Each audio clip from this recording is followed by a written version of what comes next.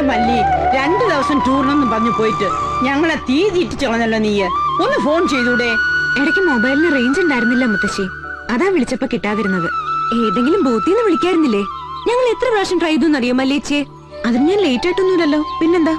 അതല്ല, ഒരു കൂട്ടർ നിന്നെ കാണാൻ വരുന്നുണ്ട്, അതൊന്ന് വിളിച്ച് അറിയിക്കാന്ന് വിചാരിച്ചിട്ട് വല്ല രക്ഷയുണ്ടോ? ദേ, ഞാൻ എത്തിയല്ലോ, ഇനി മുത്തശ്ശി ടെൻഷൻ കള. ശരി, സംസാരിച്ച് സമയം കളയണ്ട. നീ യാത്ര ചെയ്ത് വന്നതിന്റെ ക്ഷീണമുണ്ട്. വേഗം കുളിച്ച് റെഡിയാവും. വാ.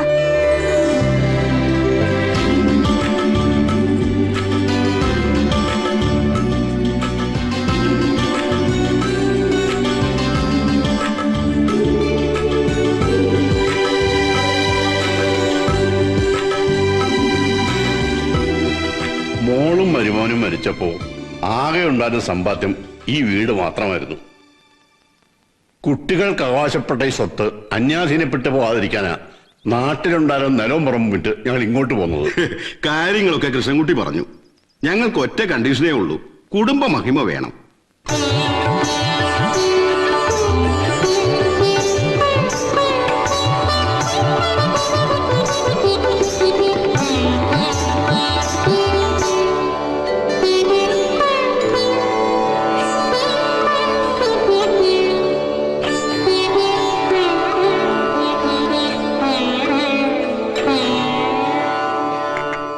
സെന്റ് തെരേസസിലാണല്ലേ പഠിച്ചത്?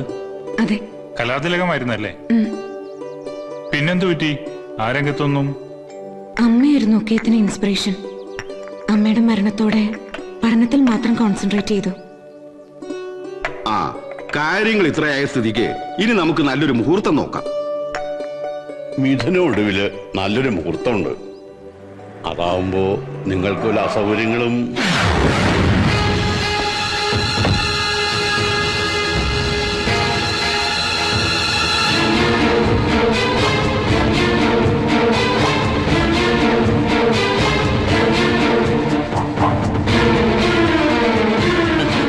ഷാർപ്പ് ടൈമിന് തന്നെ ഞാനിങ്ങ് എത്തിയല്ലേ.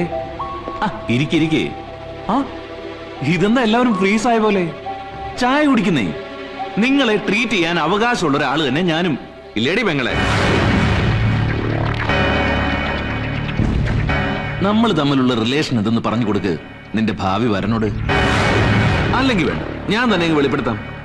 കേട്ടോളയാ, കോളേജ് ലൈഫ് മുതൽ എന്റെ അച്ഛന്റെ ആവേശമായിരുന്നു ഇവരുടെ അമ്മ ഗായത്രി വാര്യർ. കാഴ്ചയിലും പെരുമാറ്റത്തിലും സമർത്ഥയായിരുന്നതുകൊണ്ട് അച്ഛൻ ഒരു പാവം അതിലങ്ങ് വീണുപോയി. അതിലുള്ളതാ ഈ 2 എണ്ണം.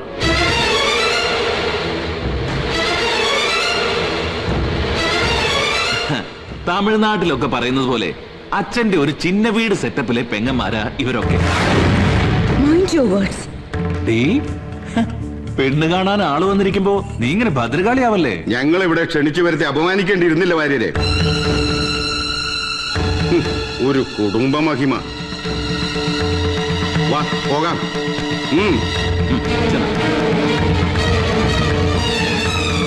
അച്ഛന്റെ വീരകൃത്യങ്ങൾ വിളമ്പി അവരെ ഇറക്കി വിട്ടപ്പോ സമാധാനമായില്ലേ? നിന്നെ അവരെങ്ങാനും കെട്ടിയെടുത്തോണ്ട് പോയാ ചോദിക്കാനും പറയാനും ഒക്കെ ഭർത്താവും ബന്ധുക്കളുമായി പലരും അവതരിക്കും. അതുകൊണ്ട് ഈ വീടും പറമ്പും വിൽക്കുന്നത് വരെ നിന്റെ കഴുത്തിൽ താലി കെട്ടാൻ ഞാൻ ആരെ അനുവദിക്കില്ല.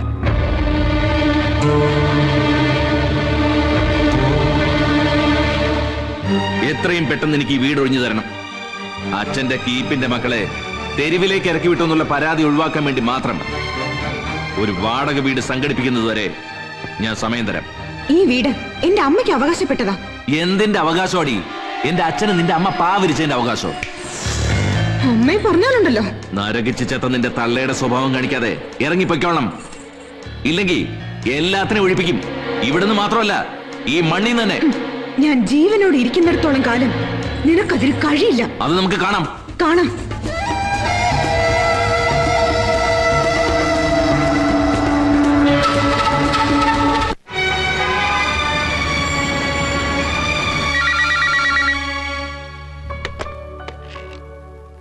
ഹലോ മാഡം, ശരവണൻ എത്തിയിട്ടുണ്ട്. ആ വരാൻ പറയൂ. ഇത് ശരവണൻ. ഞാൻ തങ്കപ്പൻ, ഓട്ടോ തങ്കപ്പൻ. ഇവിടെ AC ഇല്ലല്ലേ? അത്രയ്ക്ക് ചൂടില്ല. കാര്യങ്ങളൊക്കെ രാജമ്മനും പറഞ്ഞറിഞ്ഞിരിക്കുമല്ലോ. ചിലതൊക്കെ. കൊച്ചിയിലെ മറ്റു ഫൈനാൻസിംഗ് എസ്റ്റാബ്ലിഷ്മെന്റുകൾക്ക് നൈനാൻസ് ഫൈനാൻസ് ഒരു ഭീഷണിയാകുന്നു തോന്നിയപ്പോ ചിലർ കമ്പനി പൊളിഞ്ഞുവെന്ന് വാർത്തകൾ പരത്തി. അതായിരുന്നു എല്ലാത്തിന്റെയും തുടക്കം. ഒടുവിൽ സ്ഥാപനത്തിന്റെ ചുമതല എന്നെ ഏൽപ്പിച്ചിട്ട് അദ്ദേഹം പോയി.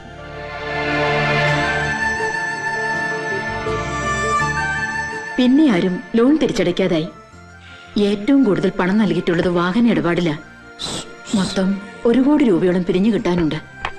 തരാനുള്ളവരുടെ കുടിശ്ശിക ലിസ്റ്റിൽ മാർക്കറ്റിലെ മൊത്തക്കച്ചവടക്കാരനായ ജോസ് മുതൽ ബിനാമി പേരിൽ ബസ് സർവീസ് നടത്തുന്ന ജസ്റ്റിസ് അനന്തപുത്രം വരെയുണ്ട്. അതുകൊണ്ട് തന്നെ കൊച്ചിയിലുള്ള ആരും ഈ കൊട്ടേഷൻ ഏറ്റെടുക്കാൻ തയ്യാറല്ല. നിങ്ങളുടെ കമ്മീഷന്റെ കാര്യം രാജമേനോൻ സംസാരിക്കും. 1 വർഷത്തേക്കാണ് കോൺട്രാക്ട്. ശരവണൻ ഞങ്ങളെ സഹായിക്കണം. എനിക്ക് ശരിയാണെന്ന് തോന്നുന്ന കാര്യങ്ങൾ മാത്രമേ ഞാൻ ചെയ്യൂ. അതിന് സമ്മതമാണെങ്കിൽ ഉറപ്പിക്കാം. തീർച്ചയായും ഇനിയുള്ള കാര്യങ്ങൾ ശരവണന് ഡിസൈഡ് ചെയ്യാം. ഒന്ന് വെച്ച 2, 2 വെച്ച 4. കടന്നു വരൂ. ഒരു അംബാനിയോ ബിൽഗേറ്റ്സോ വിജയ് മല്യാവൻ എളുപ്പമാർഗം. 10 വെച്ച 100, 100 വെച്ച 1000, 1000 വെച്ച 10,000. കടന്നു വരൂ. കേട്ടെന്ന് വരൂ.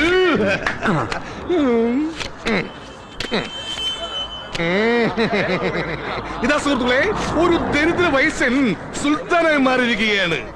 ആർക്കും വെക്കാം, എപ്പോഴും വെക്കാം, എങ്ങനെയും വെക്കാം, എവിടെയും വെക്കാം.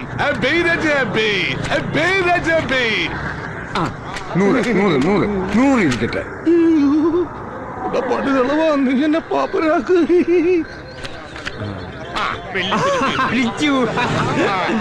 നിങ്ങളുടെ സമ്പന്നതയിലേക്കുള്ള വഴിതെളിച്ചിരിക്കുന്നു. 10 വെച്ച 100, 100 വെച്ച 1000. ഇങ്ങനെ പോവുകയാണെങ്കിൽ ഈ കാർന്നോ അല്പസമയങ്ങൾക്കകം ബിർളയോ ജെയിൻ ഗോയന്റെയോ അങ്ങനെ നിങ്ങൾ സമ്പൽ സമൃദ്ധിയിലേക്ക് മാറി വിളിക്കുന്ന ഒരു മാലാഖയാണ് ഞാൻ. ശരവണ, ഇതവനല്ലേ മുജീബ് റഹ്മാൻ? അതെ. എടാ മുജീബ, എന്താണോ മലാഖ കോളി ഇറങ്ങി വന്നേ?